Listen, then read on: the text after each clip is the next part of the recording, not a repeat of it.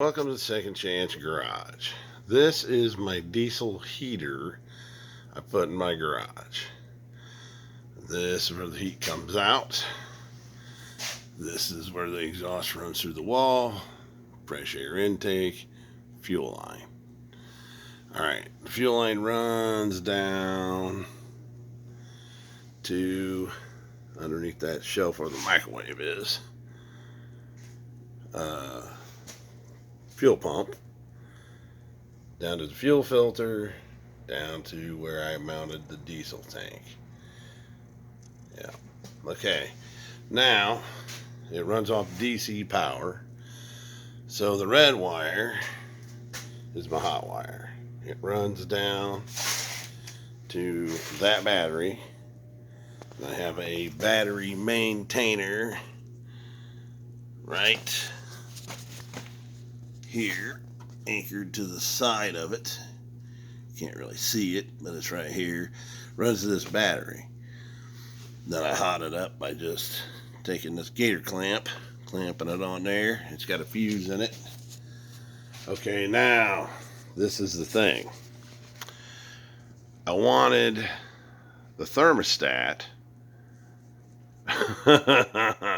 from this side of the shed over to the other side of the shed where we'll show you. So what I did was I cut the wires right here. Then I ran 16 gauge because DC power, so you want to go with a little thicker cable. Up, okay, behind the light, over to here, and that's when I ran out. Then I had to juncture in some more 16 gauge, which runs across the loft. Try to do this without tripping and falling. All the way across the bottom of the loft, over to here, down to this pole. Well, I just screwed that onto that, and then brought the wires down to my thermostat. So my thermostat's on the other side of the garage. But the thing is, this wood will get cold. So it's not 100% accurate.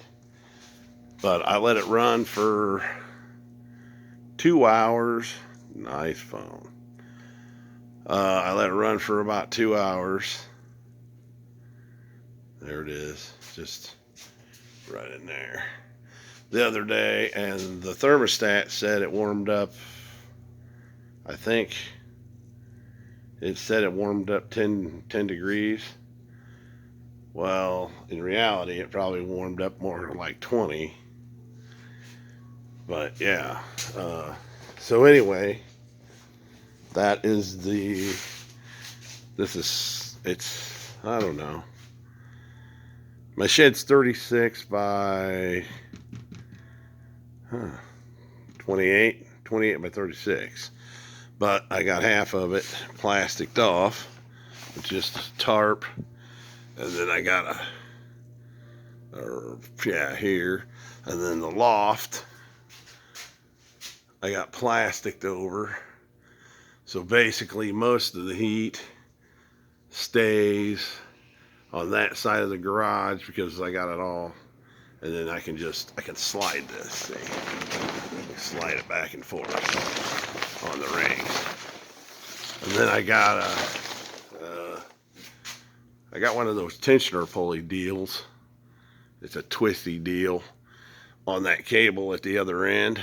So if I want the cable tighter, I can tighten it up so it goes up and seals tighter up against the loft. Then of course I've got 2 ceiling fans over here. Well, that's the winch actuator, but yeah, see, I got 2 ceiling fans, and I still got the wood burning stove. So, you know, that one is a 2,000 watt. They call it 2K. No, it's a 5. I think they said it's a 5K. So that's 5,000 BTUs. And it'll get so hot that when you put your hand under this, This is about as close as you can put your hand, because if you leave it under there too long, it'll burn you.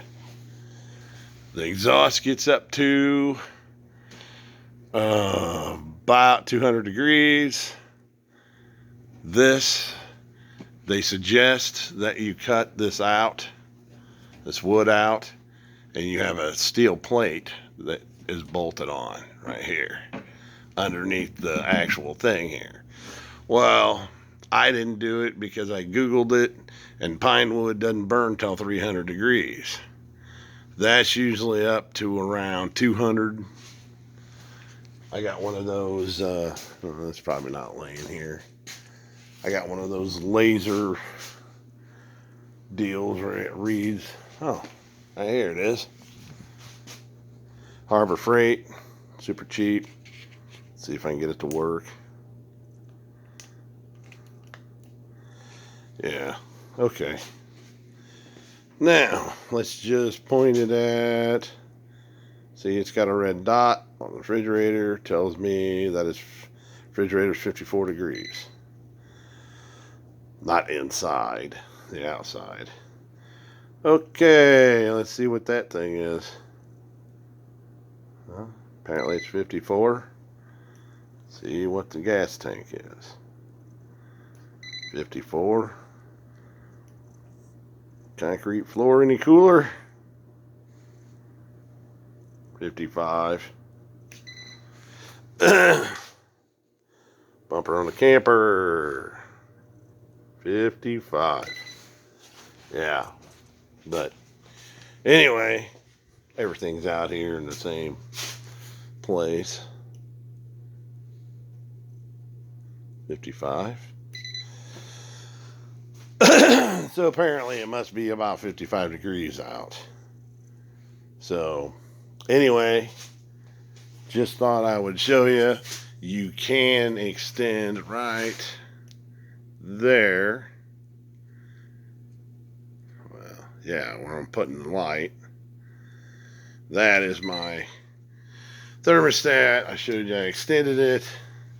It works pretty good. Yeah, it's a mess. I got my camper in here. We got some big storms, so I had to put the camper inside. It's dirty. Dirty pig, dirty pig. Had to sit outside. So anyway, Second Chance Garage. You like it, subscribe. Second Chance Garage out.